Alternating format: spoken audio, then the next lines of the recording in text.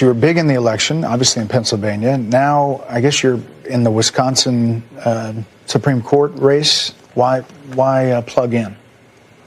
Well, the Democrats are trying to redraw the districts in Wisconsin. And we're trying to stop the Democrats from gerrymandering Wisconsin to remove 2 House seats. That's what this whole Supreme Court justice case is about. So I really want to emphasize to people out there, if you're in Wisconsin, go out and vote. You can do early voting for the Supreme Court. If you have friends and family in Wisconsin, please urge them to vote for Brad Schimel. If we don't, we could lose control of the House, and all of the government reforms could be shut down. Finally, what's the biggest thing for you that... Hey everybody, this is Scott Pressler. We're here in Ozaukee County, Waukesha, Brown County, Wisconsin. We have doors to knock, and we have votes to earn. I'm out here knocking on doors for Brad Schimel. Why does this race matter so much? Never thought the Wisconsin Supreme Court would be the most dangerous body in Wisconsin government, but they are now. My opponent is their hand-picked choice to select a liberal who's retiring, that if she gets elected, she will take out 2 Republican congressional seats and turn those into Democrat congressional seats. We hope that all of you are going to be inspired by this activism and that you are going to take action. We need sky-high turnout in Washington, Ozaukee, Waukesha, Brown, Outagamie, Winnebago. I'm asking every single voter, you make a plan to vote on Tuesday, April 1st, and if you can't vote on April 1st, then make a plan to vote early and vote yes to the constitutional amendment, which will enshrine voter ID into the state. Want Pete Hegseth fired, but Trump says, I don't fire people because of witch hunt and fake news. But when we want to sit up there and look at the latest controversy that they're involved in terms of national security information, in terms of attacking the Houthis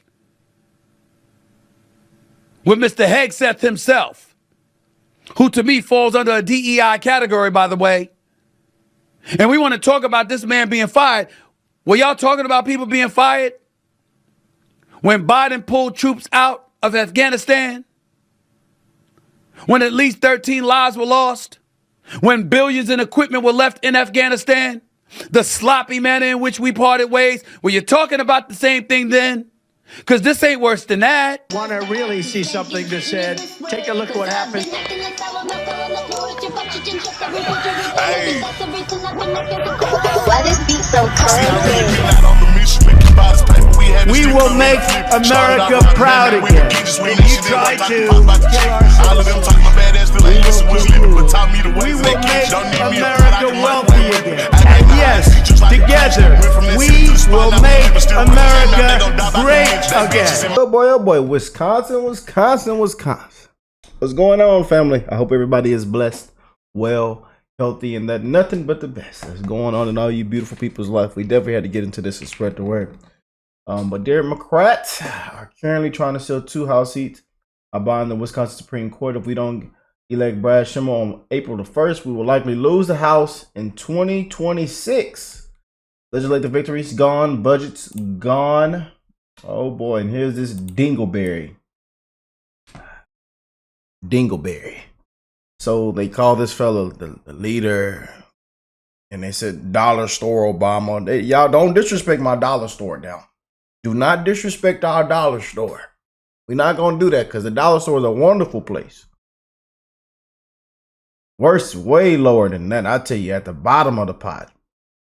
In Wisconsin, that's a 50-50 race because we know Wisconsin's a 50-50 state. Yeah. And we have a strong Democratic candidate. Whoever wins is going to determine who has the majority in the Wisconsin Supreme Court. Why is that important?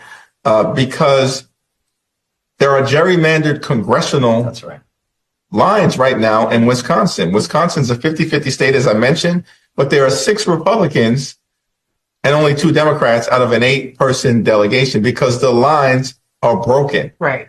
And as soon as possible, we need to be able to revisit that and have fair lines. The only way for that to be even a significant possibility is if you have an enlightened Supreme Court. And so, I think that's an incredibly important race. There it is. Let me be clear. If Wisconsin doesn't elect conservative Brad Sherman April the 1st, the Liberal Corps will redraw congressional maps. Republicans will lose at least 2 House seats going into 2026. If you care, get everyone you know out to vote. Oh boy, and I want to see what Davari had said on this. If we can find it, let's see where it is. Here it is right here. And again, I know you guys seen Elon Musk dropped a huge warning on this earlier. So, oh boy. But hey, make sure y'all hit that like button, subscribe to the channel if you're new here. Join the family. Join the family. Oh boy. So we have 2 big stories for you. First, the Supreme Court election in Wisconsin that Elon Musk is sounding the alarm over. And second, Democrats are still calling for Pete Hegseth to resign. Yeah. Now, let's first start with what Elon Musk had to say. The Democrats are trying to redraw the districts in Wisconsin. And we're trying to stop the Democrats from gerrymandering Wisconsin to remove 2 House seats. That's what this whole Supreme Court justice case is about. So I really want to emphasize people out there, if you're in Wisconsin, go out and vote. You can do early voting for the Supreme Court. If you have friends and family in Wisconsin, please urge them to vote for Brad Sherman. If we don't, we could lose control of the House and all of the government reforms could be shut down. All right, so Elon Musk is sounding the alarm, okay? He's really getting to the bottom line of the matter. 2 House seats is what they're looking to flip. All right, now the current Supreme Court in Wisconsin is 3-3. 3 liberals, 3 conservatives. So clearly, if Susan Crawford wins, you know what's going to happen. They're obviously going to change the district map to their favor. They're going to flip the House in their direction. And that, ladies and gentlemen, has national implications on future elections and their ability to kneecap Trump's agenda. Now, here's Hakeem Jeffries and what he had to say about it. In Wisconsin, that's a 50-50 race. Yeah, I just showed you. Because we know Wisconsin's a 50-50 state. Yeah. And we have a strong Crawford. That dingleberry. I just showed y'all that dingleberry. Is the way to do it. Now, what is it about Susan Crawford that should make you say, I would never vote for someone like that? Well, let's read it. In 2022, Judge Crawford sentenced Curtis O'Brien, who was convicted of repeated sexual assault of the same child, to 2 years in prison. The maximum possible sentence was 60 years. This sentencing decision has been highlighted in political advertisements during her Supreme Court campaign. Now, if you want to know her excuse on why she rules in that way, hear it for yourself. To both of you, quick on these ads we're seeing. You referenced one. In 2020, you did sentence a child sex offender to 4 years in prison after prosecutors requested 10. Do you regret that sentence? Yes. I don't regret that sentence because I followed the law in that case. You know.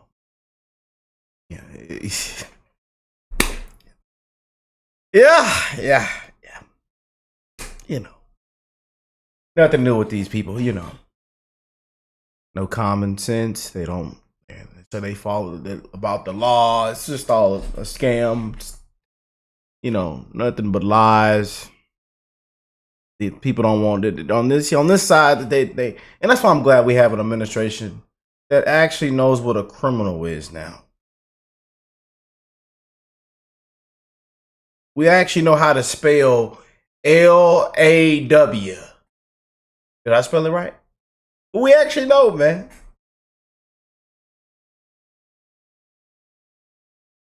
Just, oh no, go out, run out. Just, you're free. You did what?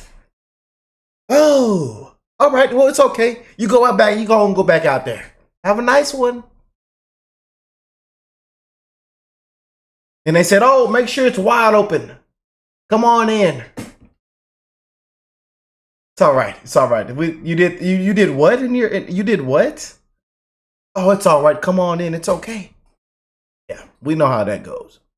As I always do. I applied the law, which says that Judges have to consider every relevant factor in sentencing. You have to consider both the aggravating and mitigating factors.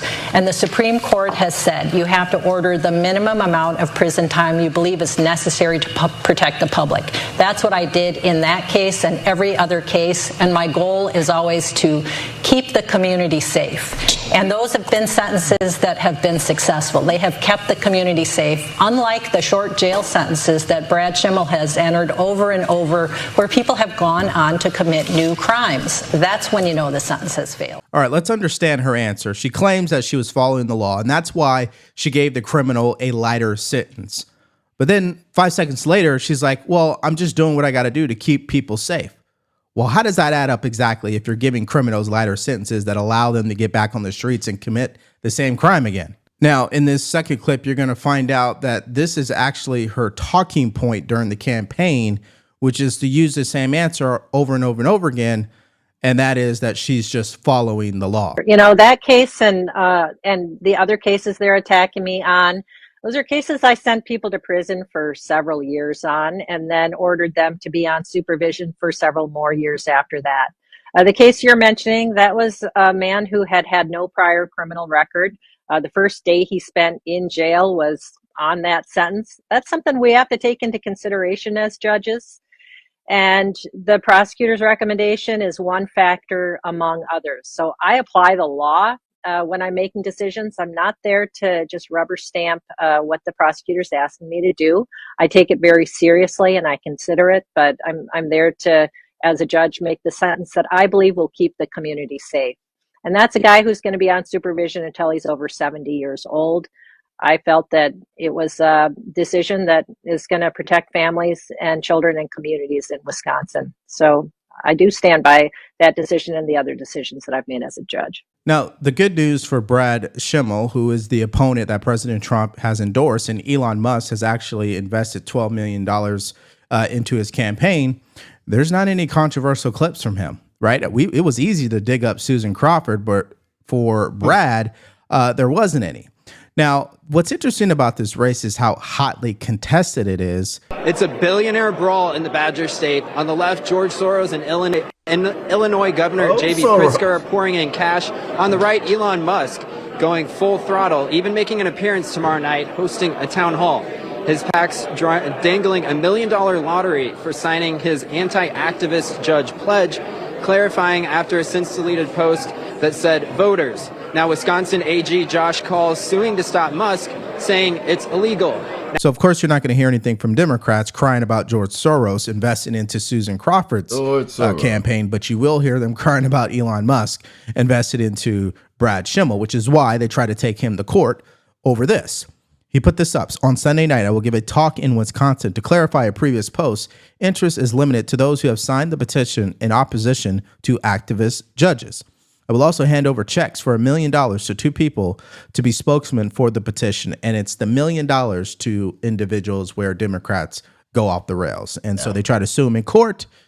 And the result was this. Appeals court denies Attorney General Josh Call's effort to stop Elon Musk's $2 million payments to Wisconsin voters. The weekend legal action comes ahead of Elon Musk's planned campaign stop Sunday in Green Bay. Now, what's fascinating is the excuse that the Attorney General used. He said the Wisconsin Department of Justice is committed to ensuring that elections in Wisconsin are safe, secure, free, and fair. Based on our understanding of applicable Wisconsin law, we have taken legal action to seek a court order to stop this from happening. And obviously that didn't work out. Now, here's Brad Schimmel actually exposing something about his opponent that I think is jaw-dropping. But explain to people in the 49 other states why this race is so important. Well, frankly, I could do a lot of math that would stretch it over a long time, but there's one easy way to point to it. My opponent got caught. The New York Times got the email where she went on a Zoom call, and the invitees were national billionaire donors who can't, liberals, of course. And the offer was get her on the Wisconsin Supreme Court, and they will change 2 Republican congressional seats into Democrat congressional seats. That's what has made this such a nationalized race, because they're not looking to just influence Wisconsin. They're looking to influence the whole nation. Now, what he is referencing is this New York Times post that is not framed in the eyes of a scandal, but just blatantly says what happened. Quote, chance to put 2 more House seats in play for 2026, read the subject line of an email invitation to a briefing last week for Democratic donors with Judge Crawford and Ben Wilkler, the Wisconsin Democratic chairman.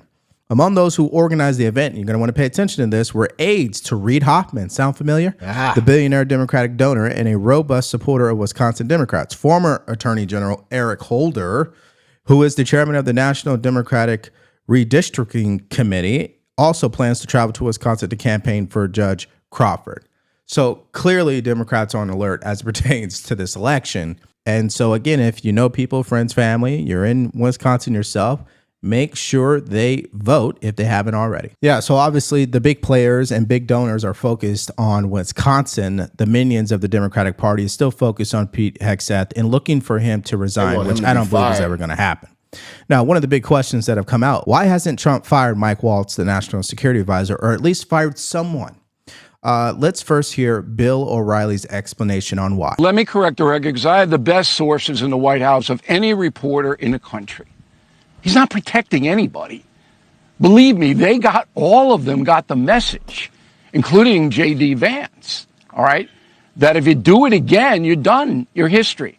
But the president is not going to say that to the public. You want him to. CNN wants him to, but he's not going to do it. But to think that he's just blithely going along and this is okay is a fantasy. It's not true. He's angry about it. Why? Because it made him look bad. It's not even that they were having the conversation in the chat group, which definitely it says, this is breaking. Trump said he's not firing Pete Hegseth because of some fake witch hunt. Quote. That is a quote, you guys. Yeah. Is worthy of criticism is that they didn't even verify who was in the chat group. Yeah. Right? I mean, you would think before the conversation kicks off that they would have someone say, hey, let's verify who's in this chat group just to make sure. Right. And again, you know, in the military, you would double check. I'll read the exact quote. I don't fire people because of fake news or because of witch hunts. That is the direct quote. Triple check and check one more time, right? Trust but verify. That is the biggest mistake in my opinion, because it would have prevented what ended up happening. Now, here is CNN doing what they do best, freaking out over the idea that President Trump has not fired anyone. We know from Maggie Haberman's reporting that Trump really doesn't want to fire anyone because he doesn't want the media to win. And let me tell you, the media is winning. The media, because of this story, because they refuse to fire someone and move past it, the media is getting eyeballs, clicks, they're selling newspapers and magazines. That Trump's approval rating, CNN reports Trump's approval rating is higher than ever. I'm not saying that. That's what CNN is saying. Let me hold on. CNN. Let me just speak to what you said. That was before this scandal. Yeah. Well, just so you know, that CNN it reporting, there was somebody. It was before the scandal. Harry Enton came out and said, "Look, he's doing well." Comparatively, but it was like 45% of the country. That's not a great number, but that was before the scandal. Okay, so it is a great number compared to Democrats, compared to Republicans. I mean, compared to where Joe Biden was, compared to his first term. So when they say it's not a great number, what are you comparing it to? That's my first reaction. Secondly, it's CNN who reported that number. So the gentleman was spot on. So the talking points from the media and the left is very clear. 1, Pete Hegseth needs to resign. 2, there should be an investigation. 3, there must be accountability. And 4, why hasn't President Trump fired someone? Now, on the accountability piece, I would say that's really rich, given what we've had to experience over the past 4 years with Joe Biden and his whole scandal. So I want to show you this clip from Scott Jennings responding to the accountability talking point. Accountability is not something that is either a Democrat or Republican. Accountability is actually something that normally happens in a well-functioning administration. This isn't, cowboys and Indians and calling for scalps. This is actually what most people would think was, if someone has behaved in a way that puts American lives at risk, they should be held accountable for it.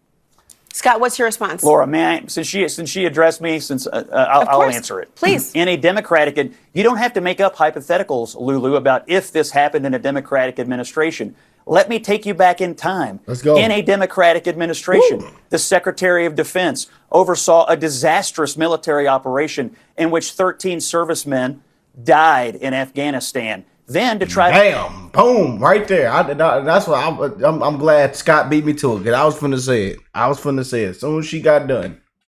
Bam.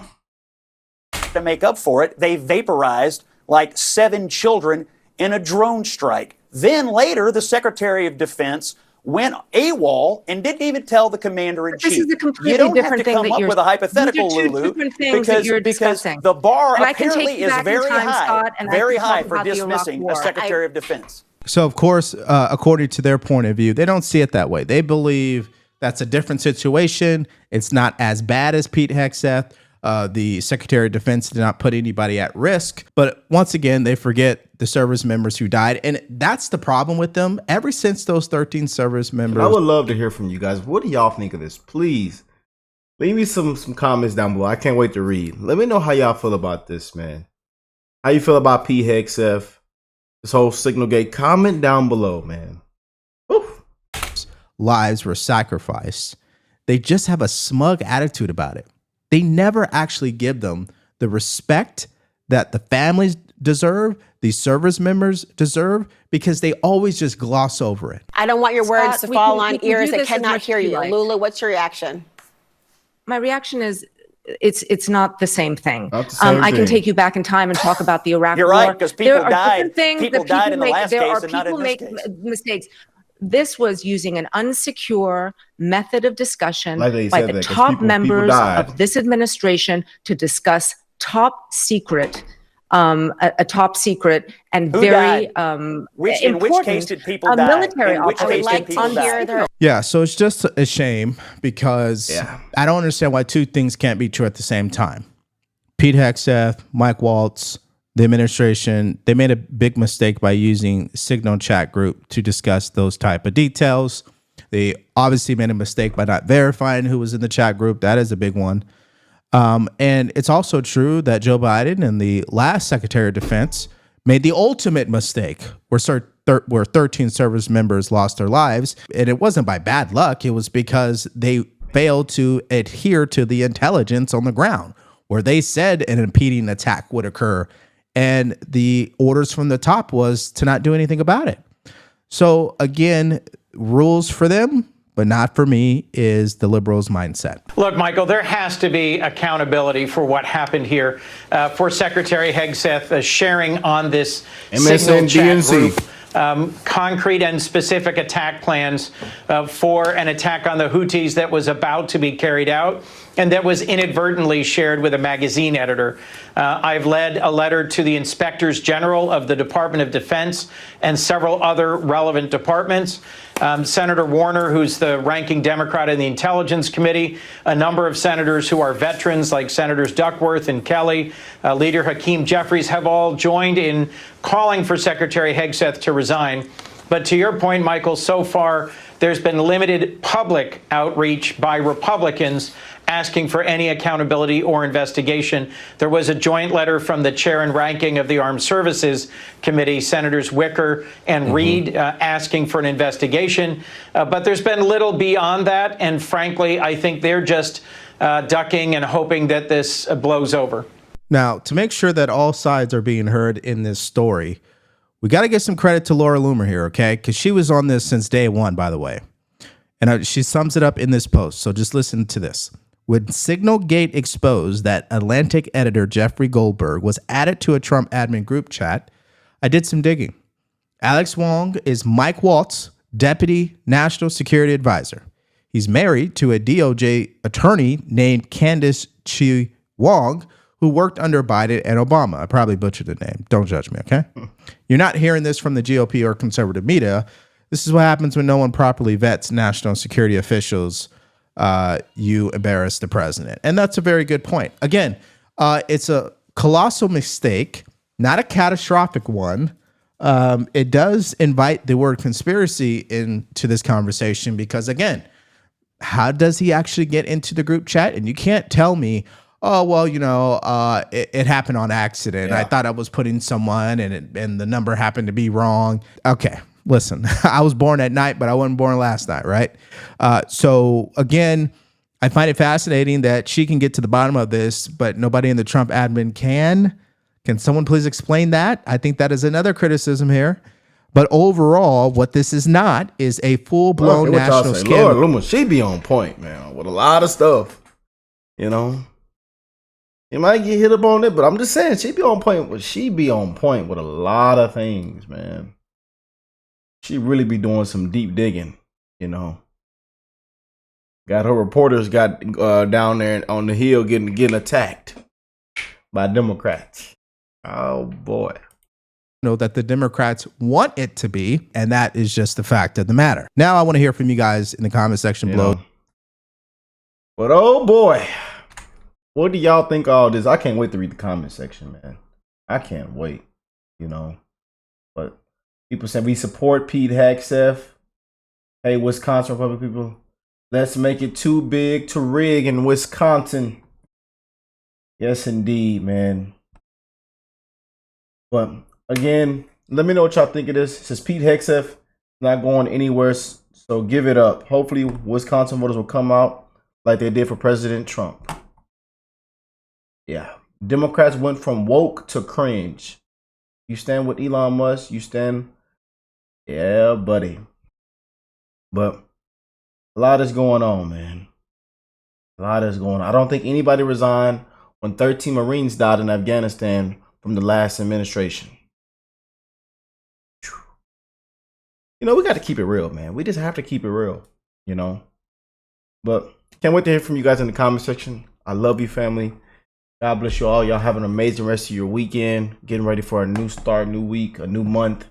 And we're going to keep winning, man. We are going to keep winning. We're going to keep breaking the news, let you know everything that is happening and what's going on. So make sure you are subscribed to the channel, turn the notifications on so you don't miss a video.